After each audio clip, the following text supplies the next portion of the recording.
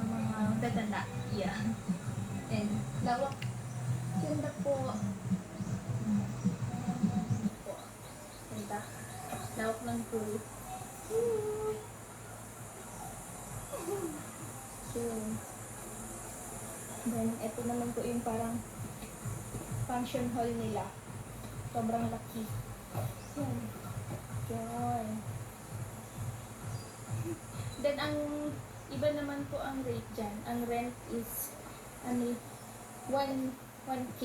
Then, doon po sa kubo na ano namin is 500. Yan. Then, additional may video okay po. 500. 1K din po.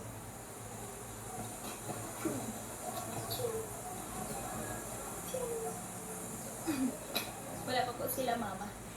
Then later po, papakita ko din sila.